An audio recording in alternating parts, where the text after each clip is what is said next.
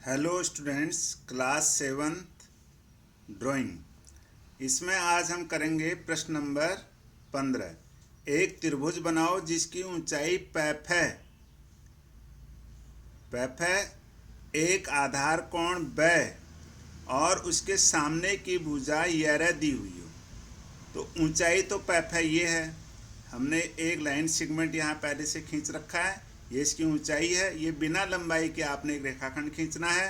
एक आधार कोण बै और एक आपने कोण बनाना है बै, जिसमें आपने एक न्यून कोण बनाना है, इस प्रकार से। तीसरी चीज इसमें लिखा है और उसके सामने की भुजा यह दी हुई हो, इस कोण के सामने वाली भुजा यह के बराबर हो।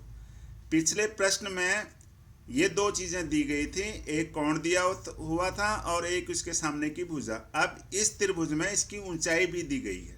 पिछले त्रिभुज में आधार दिया गया था, इसमें आधार नहीं दिया गया है। तो सबसे पहले हम एक रेखा खींचेंगे बै में। ये रेखा हमने बै में खींच दी है। अब हमें पैफा की ऊंचाई के बराबर, आप देखिए ये प्रकार से हम इस पैफा की ऊंचाई को हम यहाँ मापेंगे। ये देखिएगा, ये अब पैफा की ऊंचाई के बराबर आप दो चाप लगाइए। एक तो मैं से लगाइए ऊपर और एक लगाइए बै से, इस प्रकार से। इसके जो ऊपरी सिरे हैं इनको हम मिलाएंगे।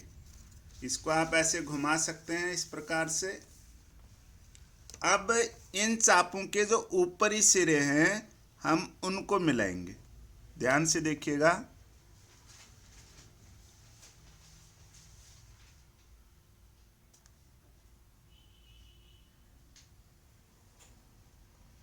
इस प्रकार से।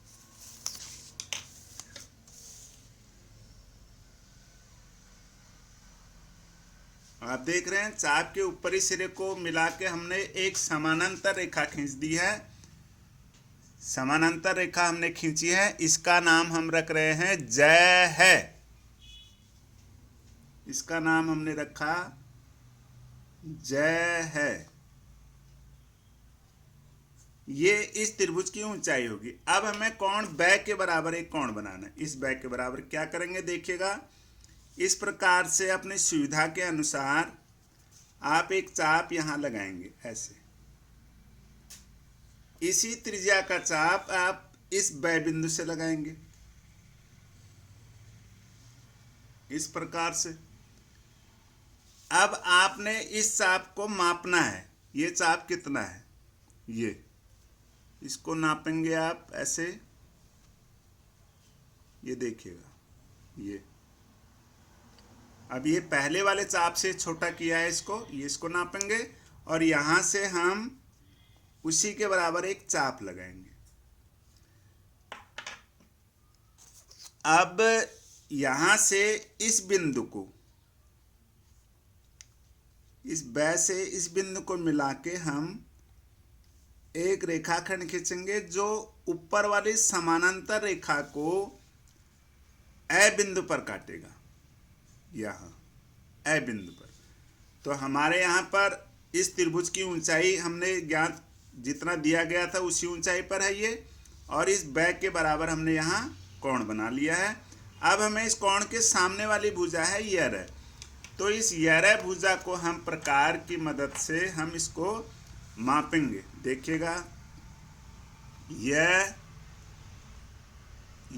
है रह से लेके यह तक, यानी यह रह, इसको ये आपने देख लिया।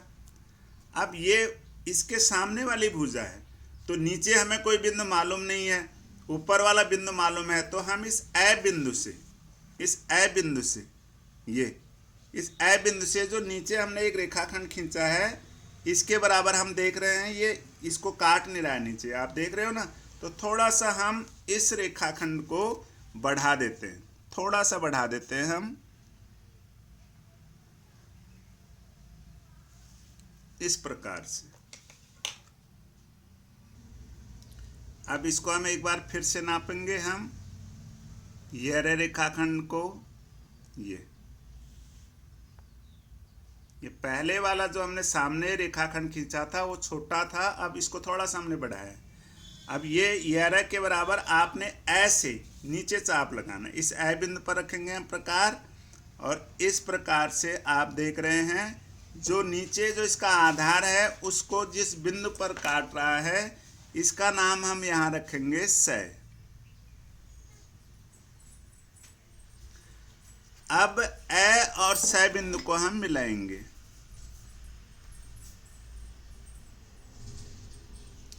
इस प्रकार से आप देख रहे हैं यहाँ एक त्रिभुज है, ए ब स अभिष्ट त्रिभुज है, जिसकी ऊंचाई, ये ऊंचाई प फ के बराबर है। आप इसको आप यहाँ फिर से भी आप नापना चाहें नाप सकते हैं। देखिएगा ये फ बिंदु है और ये प बिंदु है, ये इसी प्रकार आप यहाँ देखेंगे ये इसी के बराबर है इसकी ऊंचाई। ये आधार कोण, ये वाला कोण जो ब कोण है इसके बराबर हमने बनाया था, और ये ऐसा जो रेखाखंड है ये वाली भुजा, ये अभी अभी हमने यह रेखाखंड के बराबर यहाँ से चाप काटा था।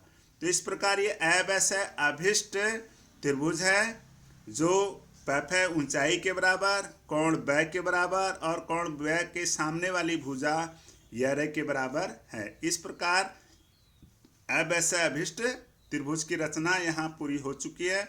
आप इस वीडियो को लाइक कीजिए, शेयर कीजिए, सब्सक्राइब कीजिए। फिर मिलते हैं अगली वीडियो में। Thanks for watching.